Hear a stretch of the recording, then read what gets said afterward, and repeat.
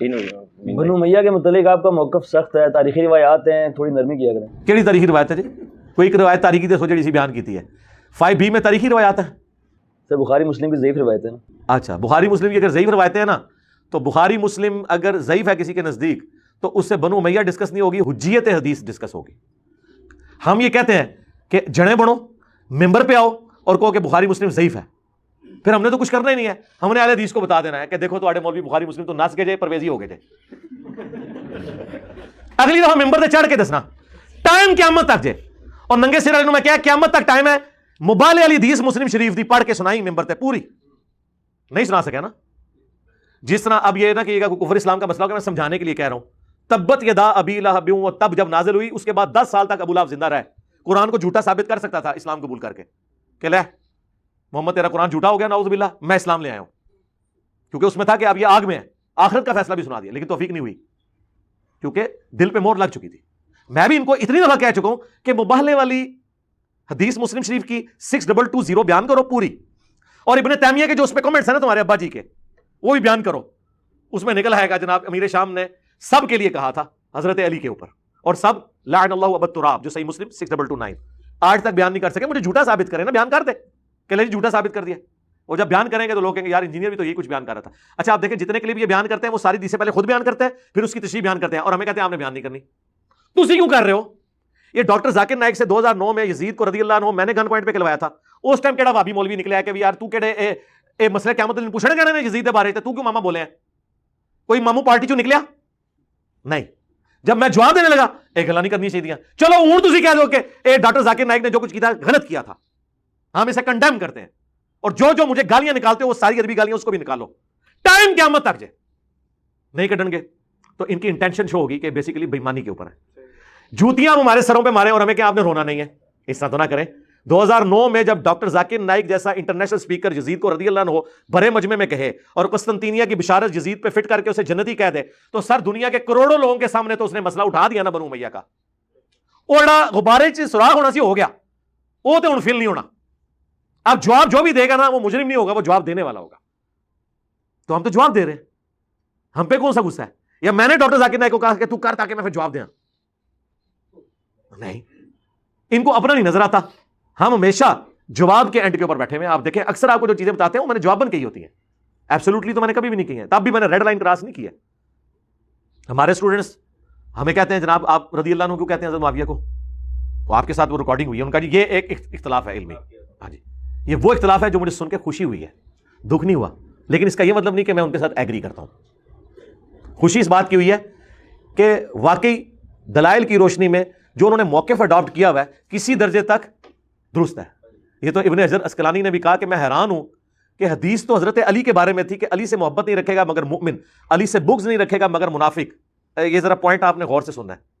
وہ کہتے ہیں اس حدیث کے تحت جو حضرت علی سے محبت میں غلوف کرتا ہمیں اس کی حدیث لے لینی چاہیے تھی، کیونکہ حضور نے کہا تھا محبت مومن کرے گا اور بغض کون رکھے گا مگر منافق. کہتے ہیں لیکن بات الٹ ہے کہ جو بغض رکھنے والے ناصبی ہیں ان کی حدیثیں تو بخاری مسلم میں آئی ہوئی ہیں، اور جو محبت میں غلو کرنے والے ہیں ان کو ہم نے رافضی شیعہ کہہ کے ان کی حدیثیں ایکسیپٹ نہیں کی ہیں.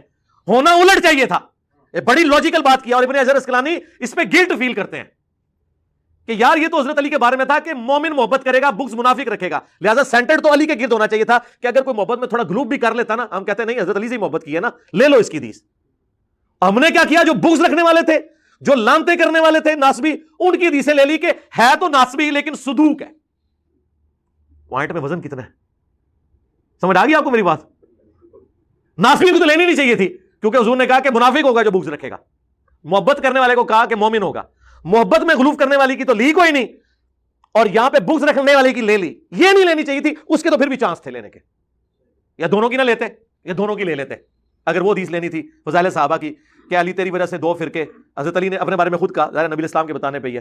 طبرانی والی جو اور مسند احمد کی روایت ہے وہ مرفوع کمزور ہے، لیکن اس کی موقوفاً سند فضائل صحابہ احمد بن حنبل کی کتاب میں ہے کہ میری وجہ سے 2 فرقے جہنم میں جائیں گے اور 2 گمراہ ہوں گے، ایک میری محبت میں غلو کر کے ایک میری دشمنی میں. تو سرکار پھر ایک کرائٹیریا رکھتے ہیں نا، ایسا تو نہیں ہونا چاہیے تھا. تو خدا کے لیے اللہ سے ڈر جائیں. اور پھر یہ رافضیت کی ڈیفینیشن یہ کب سے ہوگی کہ امیر شام سے اختلاف رکھنے والا رافضی ہے؟ یہ ذرا بتائیں کس سلف نے یہ ڈیفینیشن کی ہے؟ سلف ہمیشہ شیخین کی خلافت کے انکار کرنے والے کو رافضی کہتے ہیں.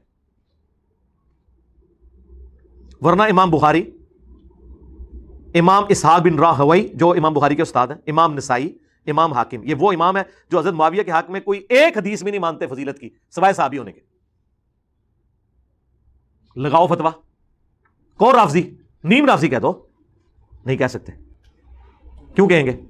وہ اہل سنت کے ائمہ جواب دیتے ہیں کہ ٹھیک ہے میجورٹی کا یہ موقف نہیں ہے، لیکن ان لوگوں نے چونکہ حضرت ابوبکر، عمر، عثمان کی شان میں حدیثیں لی ہیں، ترتیب میں ان کو پہلے رکھا ہے، لہٰذا ان کی سنیت میں کوئی شک نہیں ہے.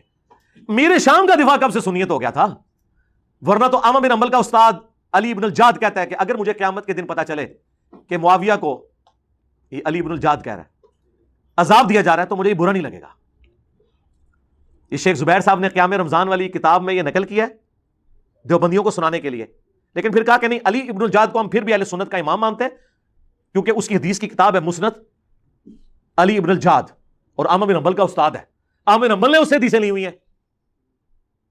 تو اگر کوئی اہل سنت کے اماموں کا امام ہو یہ بات کر کے کہ معاویہ کو اگر قیامت کے عذاب ہو تو مجھے برا نہیں لگے گا، اور وہ نیم رافضی نہ ہو، سنیوں کا امام ہو، سرکار اسی تو شاہی کوئی نہیں، پھر ہاں اسی تو شاہی نہیں.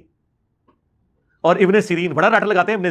ابن سیرین کے ابو داؤد میں قول موجود ہے، سنن ابی داؤد میں حدیث روایت کرتے ہیں حضرت معاویہ سے، اور ساتھ کہتے ہیں کہ حضرت معاویہ کے بارے میں وَمُعَاوِيَةُ لَا يُتَّهَمُ فِي الْحَدِيثِ، معاویہ حدیث بیان کرنے میں جھوٹا نہیں ہے، حدیث کے معاملے میں اس سے جھوٹ ثابت نہیں ہوا. یہ وہ حضرت ابوبکر، عمر، عثمان کے بارے میں اور علی کے بارے میں تو نہیں کہہ رہے کہ انہوں نے حدیث میں کبھی جھوٹ نہیں بولا.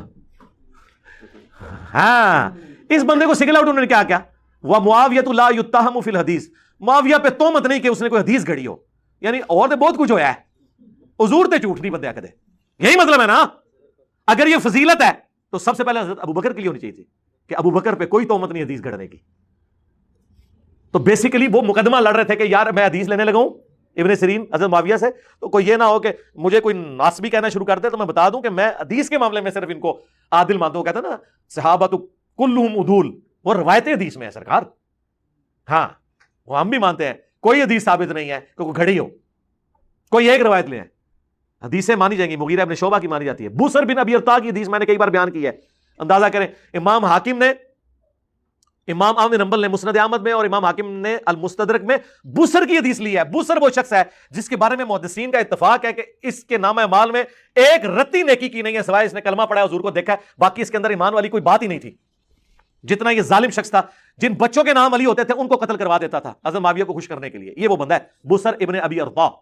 اٹھائیں ابن حجر اسقلانی کی اسماء و رجال کی کتابیں اور بوسر کا تعارف دیکھیں. رضی اللہ عنہ تو آپ کو ملے گا ہی نہیں، انتہائی نٹوریس پرسنالٹی کے طور پہ. کلمہ کو جسے ہم کہتے ہیں کلمہ کو مشرک، یہ کلمہ کو سیابی ہے.